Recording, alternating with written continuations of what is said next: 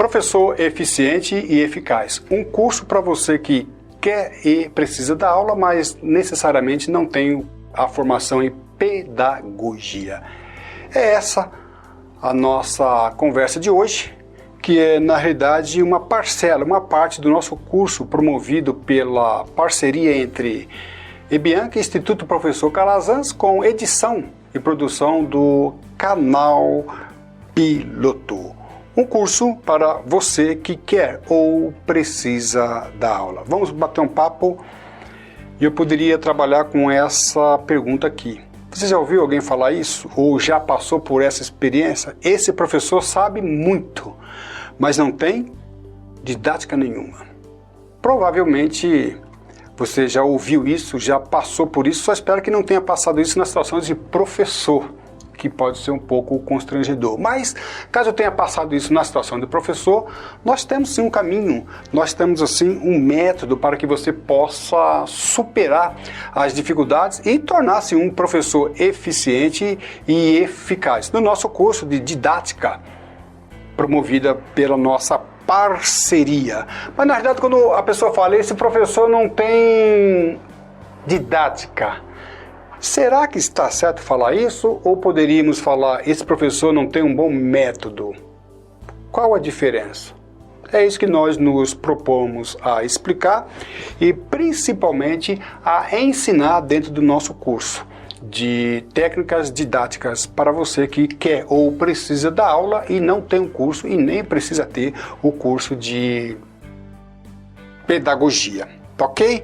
Olha só que interessante, nós estivemos avaliando uma vez um professor que ele era conhecido pela faculdade, que ele dava aula no curso de Direito, na verdade ele era um advogado, e ele era muito benquisto em parte pelos alunos, mas ele tinha um problema.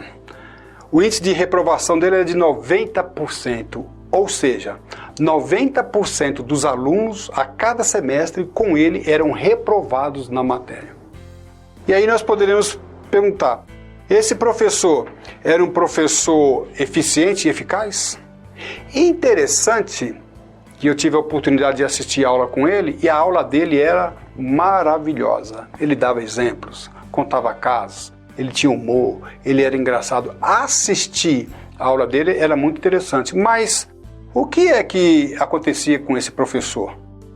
Que dando aula de uma forma eficiente, não alcançava eficácia. Dava aula se valendo de meios e recursos muito bons, mas no apresentar o resultado, na eficácia, ele não se saía bem. Eu não posso montar uma empresa na venda de produtos ou serviços e ter apenas 10% de sucesso. Se eu tiver 10% de sucesso na venda dos meus produtos ou serviços, eu já terei a minha indústria, o meu comércio fracassado e falido. A mesma coisa é um professor. Ele não pode apresentar um resultado de apenas 10%. Mas o que é que aconteceu com ele, nós vamos explicar no nosso curso. Hoje vai ser uma palhinha, a gente vai sinalizar o que é e por que essas coisas acontecem. E você já viu isso também, professor, de apresentar esse tipo de resultado. Então, no nosso curso de princípios e fundamentos da didática e da metodologia. E aí, Calazans, qual a diferença de método para didática? Até não é a mesma coisa, tá? Mas esses princípios e fundamentos, eles servem para qualquer, uma estrutura mestra que nós utilizamos, que serve para capacitação, que serve para treinamentos, ensino técnico, ensino superior, instrução prática, instrução fundamental. Aqui uma coisa interessante, eu tive a oportunidade de trabalhar há muito tempo na área prática do curso de pilotos, como também de controladores de tráfego aéreo, e também na formação de professores, na parte prática e palestrante. Então a gente vê que os princípios, a metodologia técnica aplicada à instrução prática necessariamente não é a mesma coisa dada à parte teórica. Prática e teoria se complementam, mas uma não elimina a outra. E nem sempre professores conseguem conjugar essas duas concepções. Ok? Princípios e fundamentos da didática e da metodologia. Com isso, nós garantimos que você vai ser sim um professor eficiente e eficaz, tá? Voltando ao nosso professor, nosso exemplo, nós podemos entender que ele é eficiente, mas nada eficaz. Muito bom em relação aos meios e recursos, mas não tinha um resultado. E às vezes você fica enxugando gelo, às vezes você tem um buraco na canoa, mas você não resolve o buraco. Então, nós precisamos entender que um professor, ele precisa ser eficiente quanto à utilização dos meios, aí eu me refiro a técnicas didáticas, recursos audiovisuais, quanto também à eficácia. Eu não posso ser um excelente professor se o meu aluno não aprender. A gente vê isso muito em curso de inglês. O camarada estuda inglês. Do you study English? Yes, I study English. Do you speak English? No, I don't speak English. Então a gente precisa ver que os meios e os resultados, eles precisam se equipararem, tá? E aí nós vamos falar um pouquinho sobre processo ensino-aprendizagem. Essa frase aqui, uma vez um pedagogo não gostou, não sei porquê, quando nós utilizamos a frase, ele não gostou, mas eu posso garantir que na minha docência de mais de 30 anos, essa frase, ela precisa ser melhor estudada por todos. Então, nós precisamos alcançar no processo ensino-aprendizagem a eficácia e a eficiência. Então, ensino. Por que ensino? Porque quem ensina é o professor e quem aprende? Aprende o aluno. São atividades complementares. Então, o professor, a gente vai ver daqui a pouco aí, o professor ensina, mas ele tem que garantir que aquele ensino, por intermédio do método ou por intermédio das técnicas, está garantindo a aprendizagem. Então aqui eu tenho um compromisso, aqui eu tenho um contrato. O professor ensina e o aluno aprende. Precisa haver, e às vezes nem sempre há, essa compreensão que são atividades diferentes, mas que se complementam. Às vezes o professor ensina, mas não sabe fazer com que o aluno venha a aprender. E é isso que nós vamos trabalhar aqui. Então, o professor ele precisa ensinar com eficiência, com eficácia, e hoje, mais modernamente, nós temos a efetividade. Se o professor alcançar eficiência e também alcançar eficácia, nós podemos garantir que ele atuou com efetividade. Então vamos lá? Ensino, processo ensino-aprendizagem. O que cabe ao professor quando ensina e o que cabe ao aluno quando aprende. Nós vamos ver através de alguns exemplos aqui que esse processo ele não é bem ainda disseminado. E eu não posso garantir, né? Não se pode dizer que ensinou se o aluno não aprendeu. Ok? Então, naquele caso do professor, com 90% de reprovação todo semestre. Ora, então ele não ensinou. Se os alunos foram reprovados, então os alunos não aprenderam. Será que a faculdade não pode avaliar? Porque a própria avaliação dos alunos, indiretamente, também avalia o professor. Então, se esse professor está tendo um aproveitamento de 10%, será que não tem alguma coisa errada com ele? Eu posso garantir que ele ensinou? Como eu posso garantir que ele ensinou se a avaliação, o resultado final, comprovou que só 10% dos alunos aprenderam? Ok? Então, vamos lá. No curso de matemática, por exemplo, na matemática, a aula, o aluno, ele não aprende. Na aula, o aluno entende. Você quer ver uma coisa? Você já passou por isso. Já ocorreu de você ter aula na sala de aula, aula expositiva, e o professor apresenta lá um assunto novo, seja da área da aritmética, geometria, álgebra, seja lá o que for, e você, tendo a aula com o professor, você entendeu a matéria.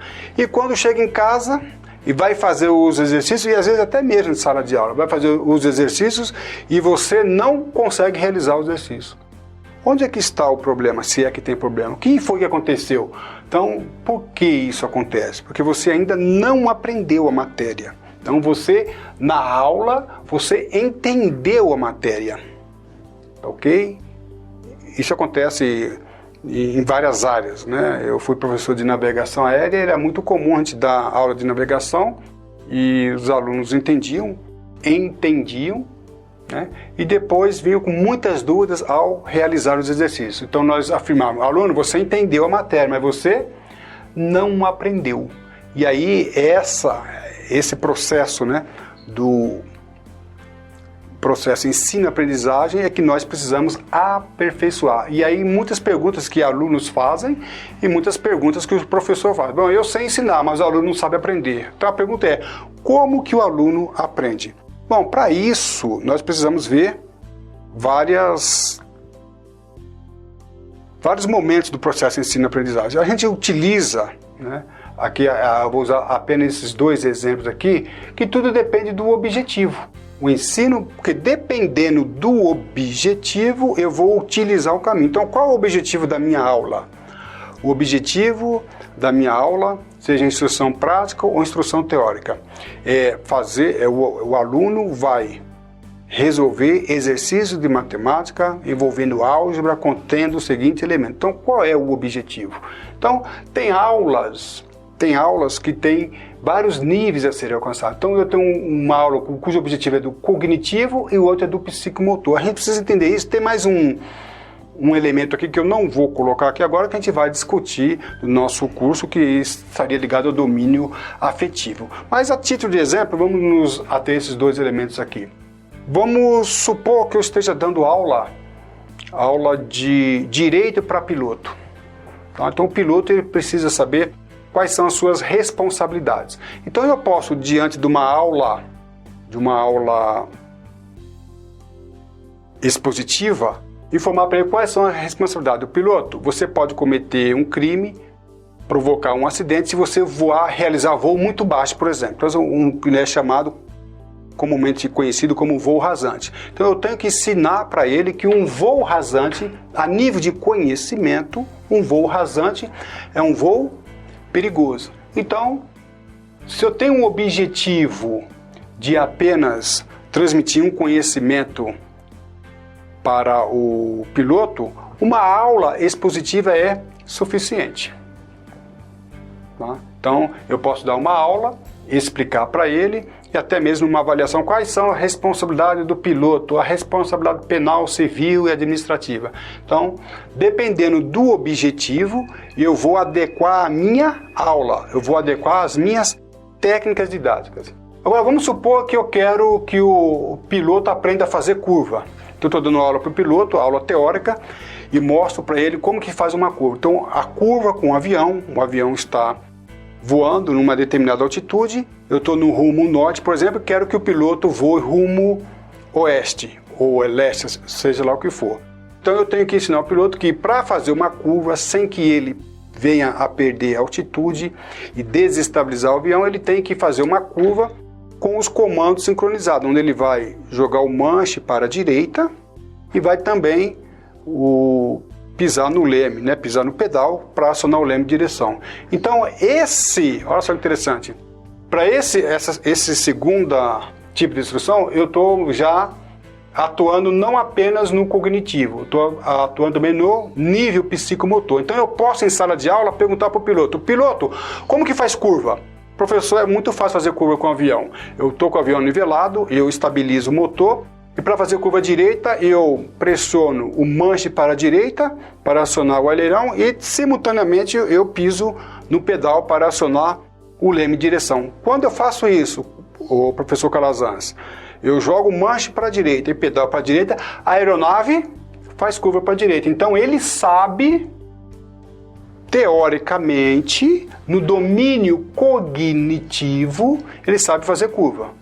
Mas eu vou fazer a pergunta, quando nós vamos voar, levo lá no avião, nivelo o avião a 2.000 pés e falo para ele, faça a curva para a direita. Vocês acham que ele vai fazer?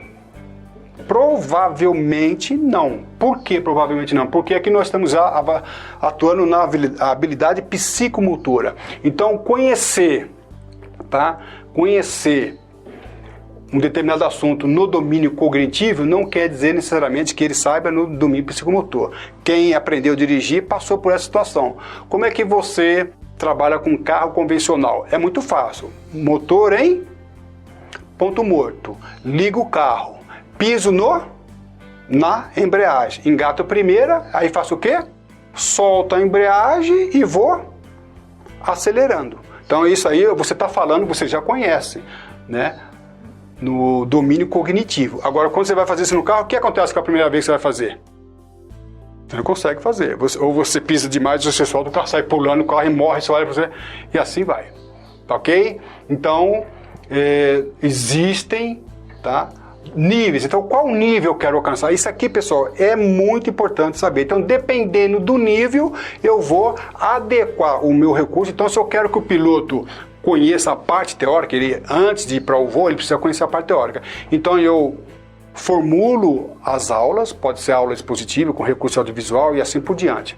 Né? E faço uma prova teórica. Mas um piloto não consegue ser piloto. Qual é o objetivo? Ser piloto é pilotar uma aeronave. Se ele não passar pelo psicomotor, por um tipo de instrução. Então eu tenho que preparar ele em simulador de voo.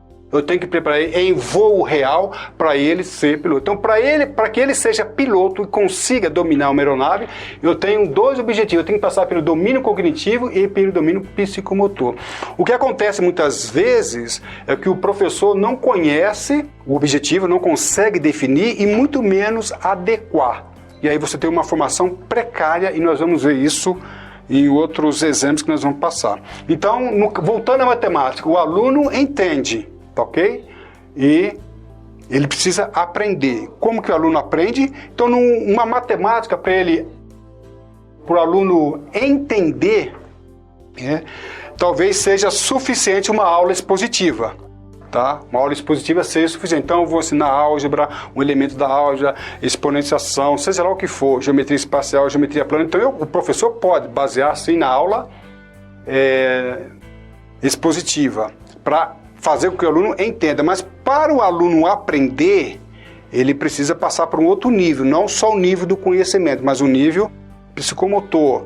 E aí, a aula expositiva, para quem vai estudar matemática, é insuficiente. Então, ele tem que passar por outras técnicas. Nós não vamos apresentar as técnicas didáticas, vamos comentar, citar algumas delas. Mas o aluno tem que ver estudo de casos, síntese, estudo de casos, análise. Você pode dar um exercício para ele desenvolver, ou então você pode dar um resultado, um número elevado a 0 é igual a 1. Então você já trabalhou com o resultado. Você pode pedir para ele provar isso, ou ele vai analisar, ou ele vai sintetizar, ou então a técnica da pesquisa. Então nós estamos entendendo que dependendo da matéria, só o nível cognitivo, que é diretamente ligado a conhecimento, é insuficiente para que o aluno aprenda.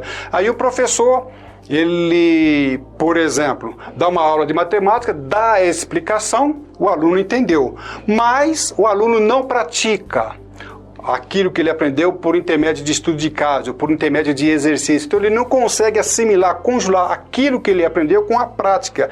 E aí, na verdade, ele não consegue aprender. Então é muito comum, principalmente na aula de direito, eu já vi isso, o professor dá a matéria, muito interessante, responsabilidade civil.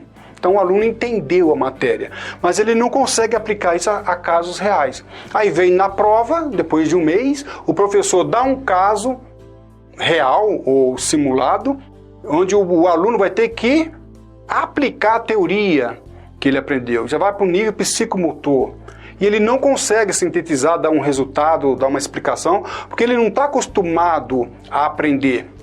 Ele só entendeu a matéria. Então, muitos professores, eu sou professor da área de Direito, já acompanhei outros professores, nós já vimos vários problemas nesse sentido. O professor, ele é um expert em fazer com que o aluno entenda a matéria, ele faz a parte dele, ele ensina. Mas, curso de Direito, né, como exemplo, eu estava conversando com alguns juristas que no curso de Direito nunca fez uma petição, nunca fez uma defesa. Não fez uma sentença, uma acusação. Como que um jurista, considerando um curso de direito, vai formar um profissional sem que ele tenha feito uma peça dessa sequer? Então o aluno entendeu a matéria. E daí nós temos aí a dificuldade de muitos alunos em passarem em testes, exames da magistratura, Ministério Público, até mesmo da OAB. Ouvi, esqueci, lembrei, fiz, aprendi. Então nós só vamos aprender se nós realmente realizarmos. Então, ensino-aprendizado. O professor ensina, o aluno aprende fazendo. Para que a gente entenda melhor essa aula, esse assunto, eu vou apresentar aqui uma técnica de resgate na área da aviação.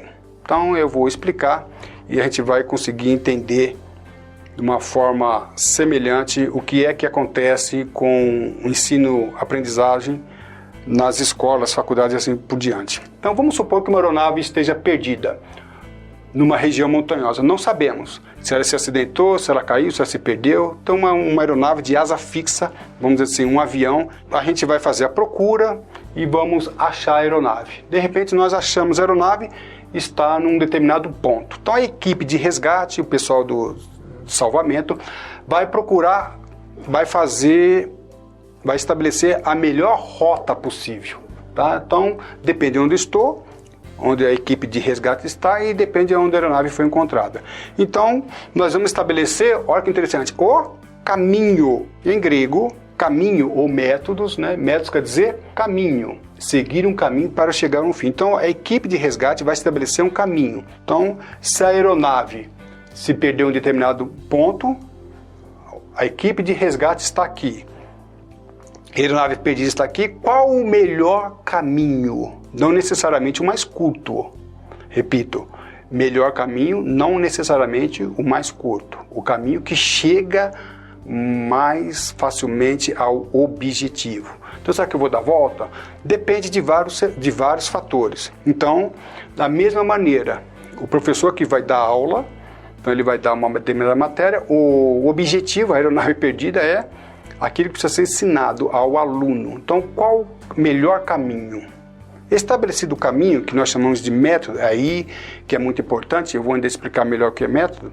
O professor não tem técnica didática, ou não tem método. De repente ele quer sair do ponto dele, que contém a informação, que conhece o assunto, e passar para o aluno que ignora, que não sabe, mas ele não sabe o melhor caminho, não sabe o melhor método. Estabelecido o caminho, o método, tá? A gente vai ter que estabelecer qual o veículo mais adequado. Por exemplo, se eu tenho uma aeronave perdida que caiu numa área florestal, numa floresta, será que uma aeronave de asa fixa é a melhor aeronave para resgatar os sobreviventes que estão lá? Eu acho que não. A melhor arma para resgatar uma aeronave em região montanhosa é uma aeronave de asa rotativa, que no caso é um helicóptero. Então não adianta eu escolher o caminho, eu escolhi o melhor caminho, mas eu uso o veículo errado, não adiantou nada. Então não adianta eu usar o caminho, saber qual é o caminho, mas usar uma técnica inadequada. E aí eu equiparo, né? Aí eu equiparo aqui, ó, o caminho é o método e o veículo é a técnica didática. E nós vamos ver como é que isso funciona. Então eu tenho um caminho, eu tenho um método, eu tenho um objetivo. Eu tenho um objetivo que é ensinar um aluno a voar. Eu tenho um objetivo que é ensinar o aluno a falar inglês. Eu tenho um objetivo que é ensinar o aluno a fazer uma peça de defesa. Então eu vou o caminho e as técnicas. E aí a gente precisa conjugar essas duas. Porque se eu utilizar, por exemplo, se a aeronave estiver perdida no mar, um helicóptero não é o melhor veículo de resgate. Se a aeronave estiver perdida no mar, o melhor veículo de resgate será uma aeronave anfíbia. E é claro que eu tenho que avaliar várias situações, tá? Se é durante o dia, se é durante a noite. A gente teve um acidente muito famoso envolvendo uma equipe de futebol brasileira, conhecido como caso Chapecoense, e que o primeiro resgate foram feito por pedestre, porque era no período noturno e chuvoso. Nem mesmo helicóptero conseguia se aproximar lá devido à baixa visibilidade, formações de nevoeiro e assim por diante. Então, o melhor resgate ali foi o meio, né, um recurso que eles utilizaram foram com que as pessoas, membros da equipe de resgate, fossem a pé. Então a gente precisa levar várias coisas em considerações para que eu possa dar vazão. Então, enfatizando, objetivo, eu preciso saber qual é o objetivo. Dei exemplo aqui do simples conhecimento e do psicomotor. Olha só que interessante. Vamos supor que eu queira dar aula para direito aeronáutico para piloto. Como eu já disse, eu preciso ver qual é o objetivo. tá? Se eu dou aula para piloto dos seus conhecimentos básicos elementares, tá? Eu posso trabalhar com um cognitivo. Agora, se eu quero formar um piloto, que já é um piloto experiente, esse piloto ele quer trabalhar como perito, então, piloto perito, ele vai ter que elaborar, nível psicomotor, vai ter que elaborar pareceres, vai ter que elaborar laudos, vai ter que elaborar peça de defesa ou peça de acusação e assim por diante. Então, nesse caso, qual é o objetivo? Simples conhecimento. Simples conhecimento, então só no âmbito, no nível, no domínio do cognitivo. Agora, se eu vou formar um piloto com experiência para que ele seja perito em investigação de acidente aeronáutico, eu tenho que dar um conhecimento que ele alcance o nível psicomotor. E aí eu vou ter que adequar a aula. Olha só que interessante. Então, lembra do resgate? Nós temos o caminho. Eu falei que a técnica didática é considerada o veículo. Ou seja, para um piloto que vai ter conhecimentos básicos, elementares de direito aeronáutico, uma aula expositiva talvez seja suficiente. Então, a aula expositiva é uma técnica. Agora, um piloto experiente que vai se tornar um perito, que vai precisar alcançar um nível, domínio de psicomotor, eu não posso me basear apenas em aula expositiva. Então, a técnica que eu vou utilizar tem que ser a técnica de trabalhos, de pesquisa, de estudo de caso, de análise, de síntese, de pesquisa. Então, um perito jamais vai conseguir ser um perito se ele tiver um conhecimento no nível cognitivo. Eu falo isso e eu vou repetir mais para frente, enfatizar, porque uma vez um determinado profissional da aviação, sem formação jurídica, falou que era perito aeronáutico. Eu falei, para onde é que você fez o curso? Ele mostrou um certificado para mim, que tinha feito um curso de perito aeronáutico, um curso de 8 horas. Eu falei, o objetivo de um perito aeronáutico é elaborar laudos, pareceres. Isso é muito complicado.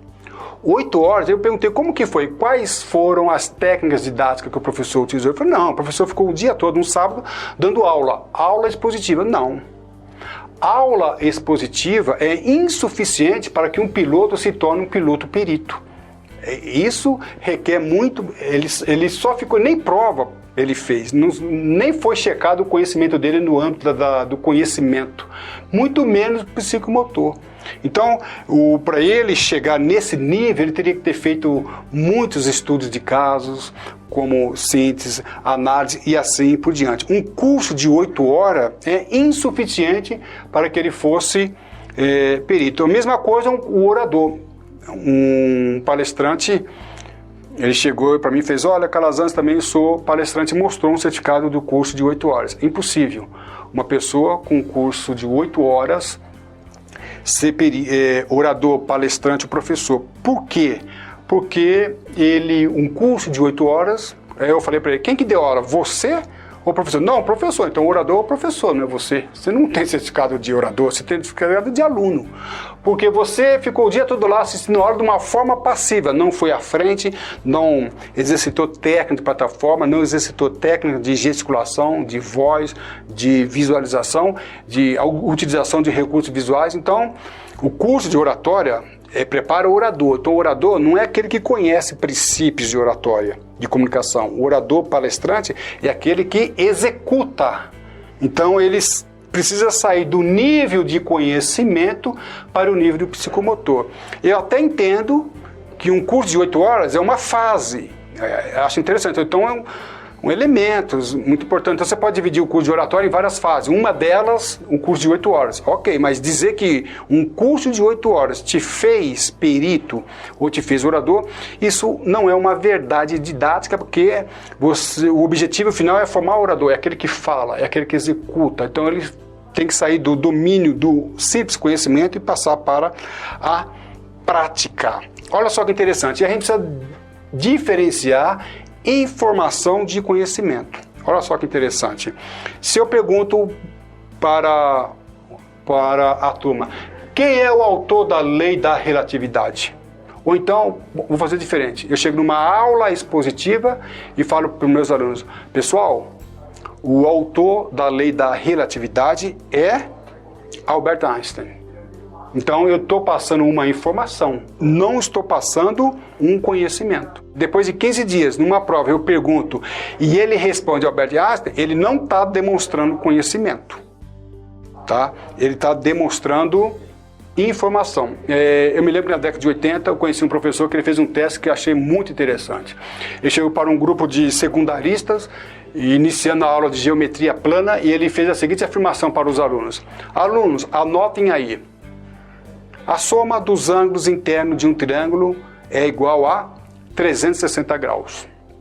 E todos os alunos anotaram. 360 graus. 15 dias depois ele fez uma prova e perguntou na prova, fez várias perguntas, uma delas é: qual o resultado da soma dos ângulos de um triângulo, dos ângulos internos de um triângulo? E todos responderam 360 graus. Os alunos não estão demonstrando aí conhecimento. Foi passado uma informação e eles apenas repetiram a informação. E aí nós precisamos ter muito cuidado para saber o que é conhecimento e o que é informação. No Brasil, genericamente falando, principalmente na área que eu bem atuo, a área da aviação, tem-se muita informação e pouco conhecimento. Então, quando eu dou a técnica didática da aula expositiva, eu dificilmente estou transmitindo conhecimento, tá? Aí o cara diz, então como seria melhor? Seria melhor, tá, que eu utilizasse a técnica da pesquisa. Então você poderia falar para os alunos, vocês vão, através de uma pesquisa, aí o professor vai orientar a pesquisa e através dessa orientação pedir para que os pilotos tragam um resumo fundamentando dados históricos de quem é o autor da lei da relatividade. E aí você tem conhecimento, porque você não passou para ele e ele repetiu. Então tem muitos professores que não são professores, são repetidores de informação. Tem muitos alunos que não são alunos, que não aprendem, mas são repetidores de informação. Mesma coisa no caso do triângulo. Ao invés de eu perguntar, eu poderia até afirmar para os alunos, a soma dos ângulos internos de um triângulo é igual a 180 graus. Mas eu quero que vocês demonstrem isso. Aí os alunos iriam, orientados pelo professor, iria fazer um trabalho onde ele ia fazer a figura de um triângulo, passar as retas ali convergentes, paralelas, ângulos internos, ângulos externos, e através de uma pesquisa, um trabalho, um estudo de caso, ele ia comprovar e provar que os ângulos internos de um triângulo somam 180 graus. Aí eu tenho conhecimento, mas o que eu preciso explicar é o seguinte: a aula expositiva por si só, ela é importante e pode fazer parte do processo de ensino-aprendizado, mas em muitos casos ela é insuficiente. Para transmitir conhecimento, a simples aula ela é insuficiente. Então eu poderia trabalhar com várias técnicas. Então o aluno precisa aprender a aprender. Então nós temos no curso de Direito, muitas das leis que os alunos estudaram, ao término do curso já não existem mais. Então estudou de graça, perdeu tempo. Não, ele não aprendeu, não perdeu tempo aprendendo aquelas leis. Mas o professor vai aproveitar as leis para ensiná-lo a interpretar a lei, para aprender hermenêutica, conjugar as leis. Quando as leis mudarem, ele vai aprender as novas leis, mas já sabe como interpretá-las, como valorizá-las e assim por diante. Então, um curso de Direito que usa as leis para que o aluno decore as leis, inclusive muitas pessoas se enganam considerando que o aluno de Direito ele tem que decorar, tem que ser muito bom para decorar. Uma coisa que o aluno de Direito não precisa fazer com prioridade é decorar. Jamais. Com prioridade, ele tem que aprender a interpretar hermenêutica jurídica e assim por diante. Então o professor tem que usar as técnicas, né, para que ele aprenda isso de uma forma correta. E aí, o objetivo, olha só que interessante, o objetivo, qual é o objetivo? Ensinar o aluno a voar. Então eu vou usar uma técnica didática da instrução prática, vou usar um método e também a avaliação. O aluno precisa falar inglês. Se o aluno precisa falar inglês, então qual a técnica que eu vou utilizar? A técnica do aluno para falar inglês talvez não seja a mesma técnica do aluno que vai ser intérprete. Qual o resultado final? Então eu vou pegar aqui um grupo de alunos para, no final do curso, aprender a fazer tradução de manual técnico. É uma técnica diferente do aluno que vai falar inglês. E a avaliação também, ela é importante, entra dentro desse processo. Então nós falamos isso de processo, nós falamos isso de sistema, tá ok?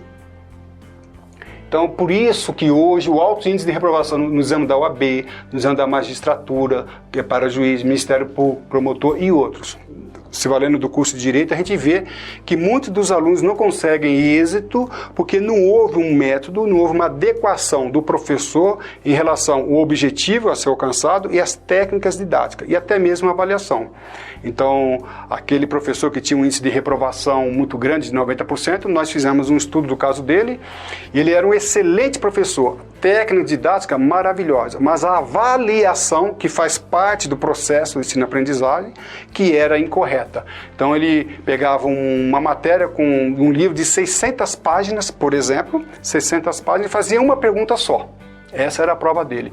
Então um aluno estudava um semestre e respondia uma pergunta. Quem sabia, sabia, passava. Quem não sabia aquela única pergunta, reprovava. Então nós podemos perceber que o método do professor, que envolvia vários pontos, entre eles a avaliação é incorreta, porque a avaliação ela precisa ser abrangente. Você não pode fazer uma avaliação que abrange uma única pergunta, um único tópico de tudo aquilo que você ensinou durante 6 meses.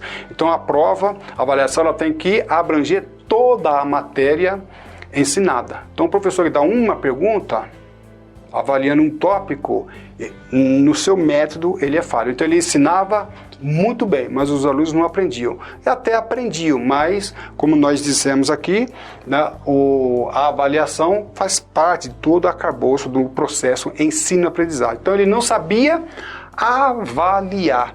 E nessa avaliação, muitos alunos acabavam se perdendo. Então os alunos maravilhosos, alunos excelentes, que por um acaso não sabia corretamente aquela pergunta que ele fez, não passava e não se dava bem. Olha só, a técnica didática do ditado. Existe uma técnica que é do ditado. Professor do ditado Você está falando para mim que um professor dita a matéria e o aluno... existe essa técnica prevista por muitos pedagogos aí reconhecidos. Contudo, a gente só tem cuidado.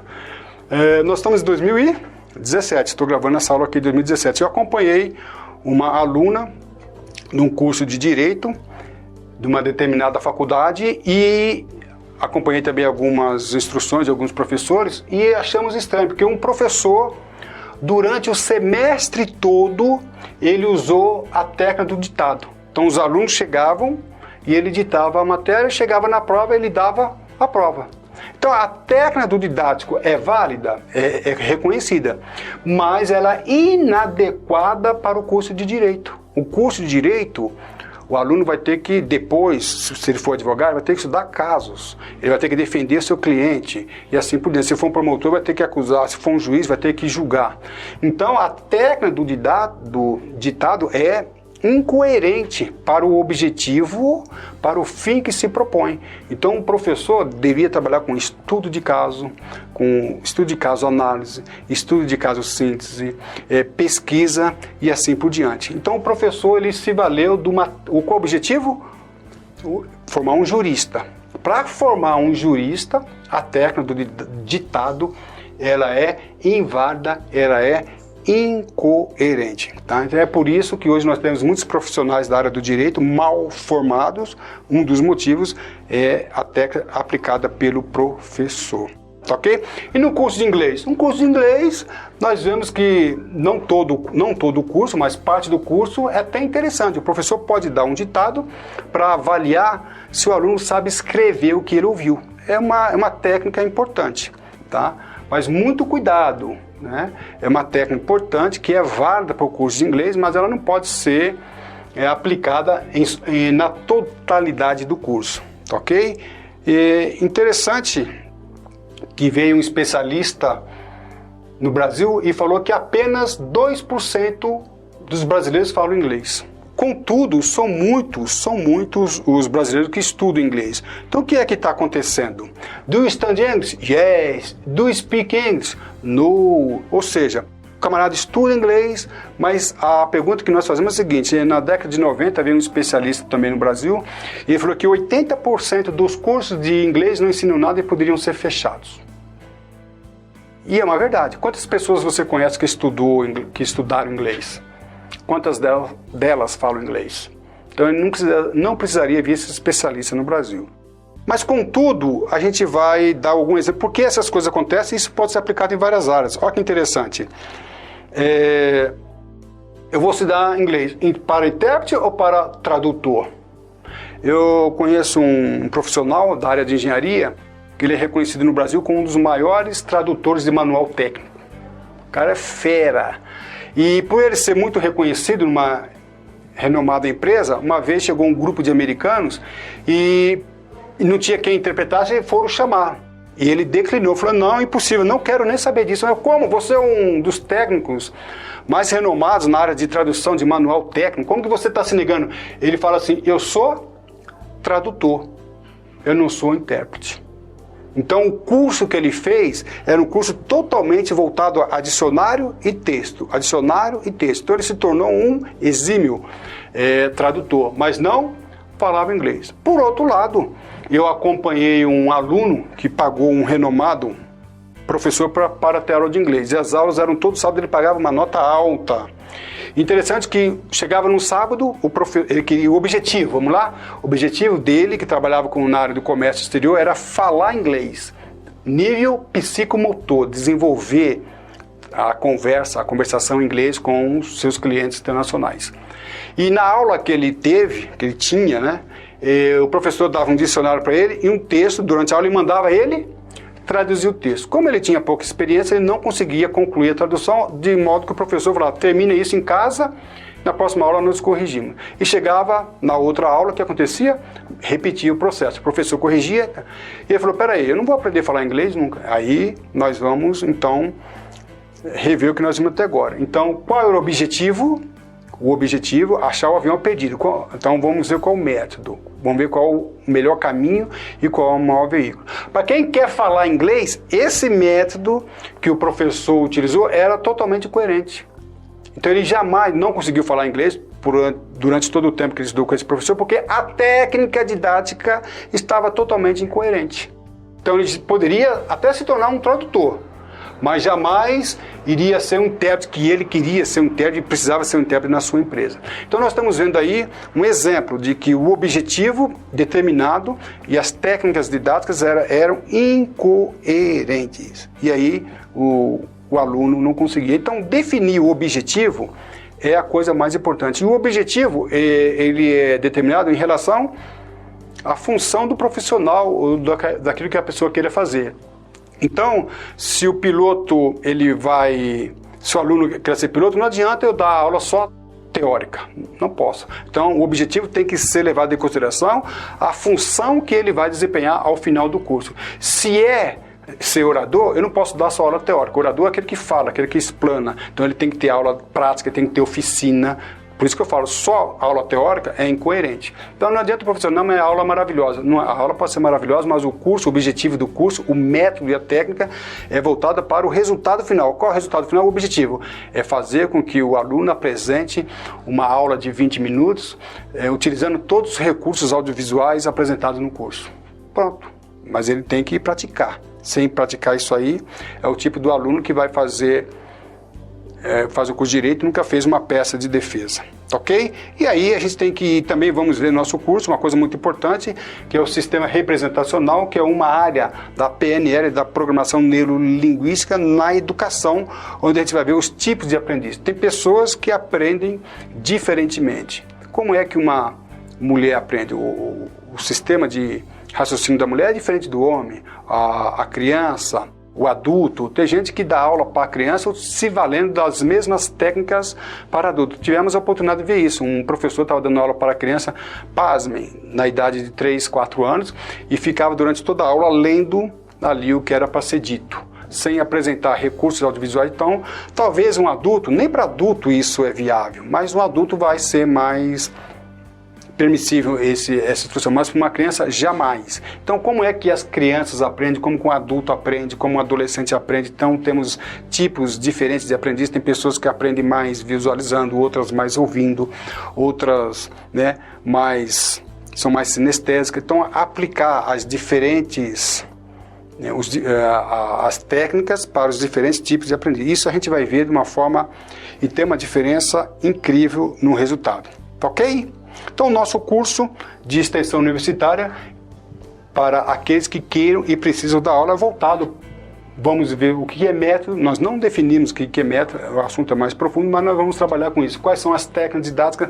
São mais de 30. Como adequar a técnica didática ao tipo de instrução? Primeiro vamos ver o objetivo e fazer isso. Nem sempre é tão simples assim.